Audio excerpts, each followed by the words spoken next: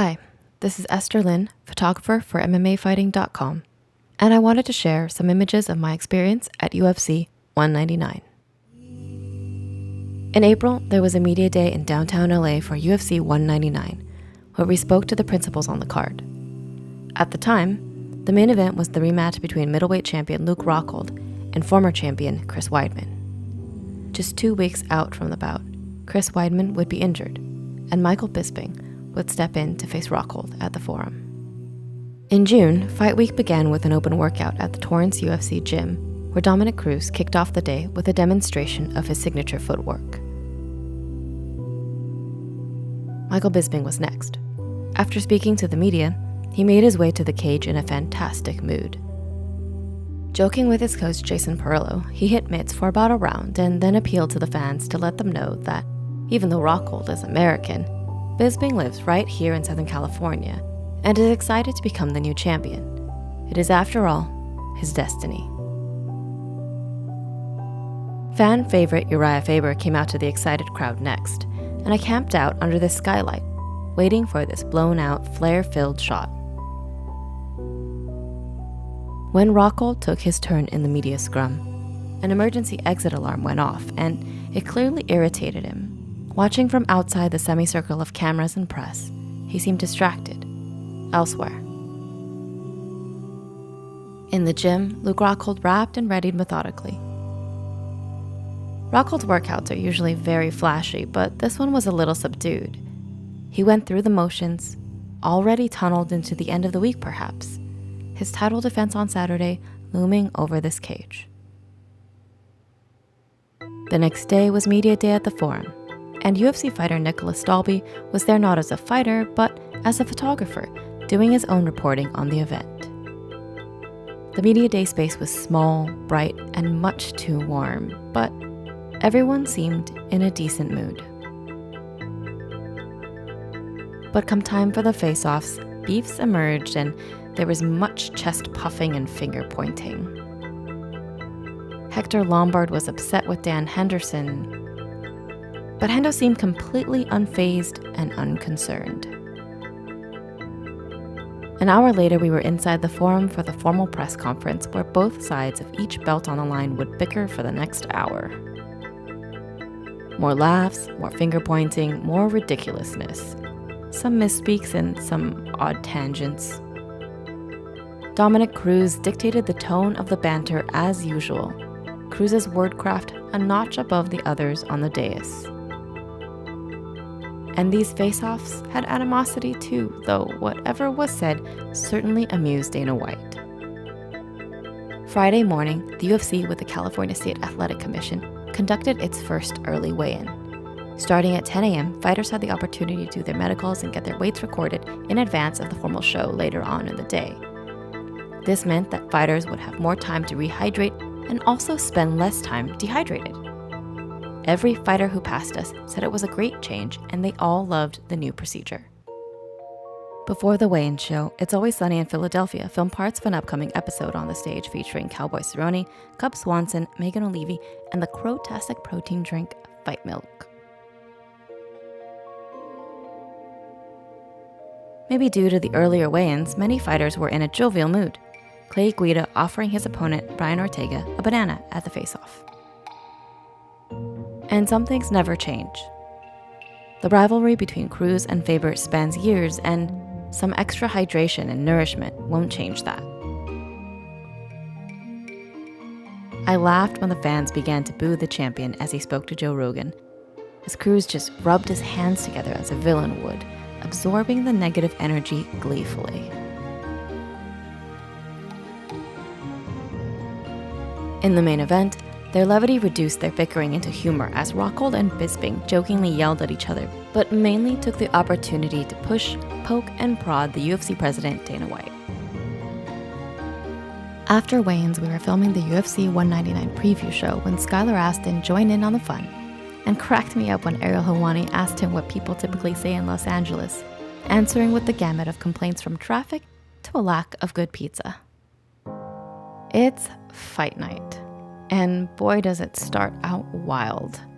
Donghyun Kim and Polo Reyes throw everything at each other, though Kim is mostly just weathering it all with his granite chin.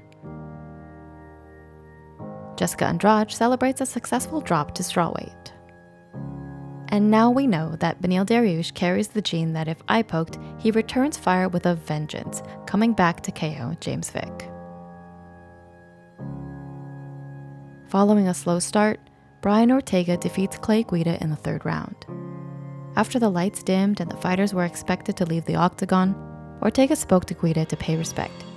They shared words and embraced, exchanged recognition as those who have fought do. Dustin Poirier reiterated that his move back up to lightweight was a smart one.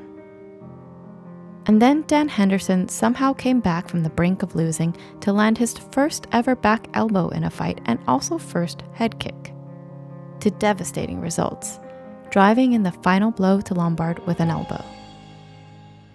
While normally family can only enter after title bouts, Dan Henderson is Dan Henderson, so his family joins him in the cage after that awe-inspiring win. I wander around the forum looking for that perfect shot of the whole arena, but I'm interrupted by a promo for UFC 202. Then I look up at the screen and Nate Diaz is here in Los Angeles, and the crowd around me has the same realization and they all go wild. Fans by me are yelling, "Oh shit, Nate Diaz is here!" On the longest undefeated run without a title shot, Max Holloway did not show any signs of slowing as he barreled through Ricardo Lamas and took everything to the next level when he pointed to the ground in the final portion of the last round to say, "Let's do this, right now, right here," and finished with a wildly violent flurry. Here's to hoping he gets his title shot soon. In the co-main event, we have the third battle between Dominick Cruz and Uriah Faber. Dominick Cruz establishes his pacing and his tone fairly early on, knocking down Uriah pretty early, and it's 5 rounds of much of the same. Cruz outmoves Faber, who also has to deal with a few wardrobe malfunctions. Dominick Cruz walks away, and still, the UFC bantamweight champion. There must be such a heavy, cumbersome disappointment that outweighs the rest in losing to your most bitter rival. I'm waiting for the main event to walk out and pop on a fisheye lens to see the entire round of the forum. It was at this moment I was tapped on the shoulder and asked to leave. After some confusion, I packed my gear and left the arena with my colleagues. Just seconds after we were outside the forum, we heard the crowd erupt. Whatever bewilderment I was feeling took a backseat as I turned to Ariel and asked, "What happened?" He looked up from his phone at me. Bisping won. Wow, I thought. He did it. After all these years, Bisping was finally a UFC champion. I got into my car and began the short drive home. A wave of sadness hit me. All week, I'd been looking forward to a fight here in my hometown, literally down the street from my house. And instead, I was outside the forum as Michael Bisping achieved his highest dream. I spent the next few days camping in the mountains, reading, among other things, Rilke's letters to a young poet, and thought of the opening letter in which he asked the aspiring poet if he would die, should he not be able to write anymore, and if he did not feel such finality, well, then not to become a writer. While I most certainly wouldn't drop dead should I be pulled from the cage and unable to share these stories with you, part of me did indeed die because in my over 9 years working in MMA, I've come to love this ridiculous circus in a way that is wholly unhealthy. I feel physical pain when I am unable to get that perfect shot that I want to show you all the moment in which I feel best encapsulates a fight. And so that night, I felt an embarrassment in my inability to complete the story of UFC 199. Now that we're no longer banned and will return for UFC 200, I am happy that I can once again present you with the absolute insanity that will be International Fight Week. Because there is agony, heartbreak, and joy between the visible moments in the cage that I hope to bring to you, so you all can share in that exhaustion, mania, and wonder that I feel each time I step into an arena with my camera.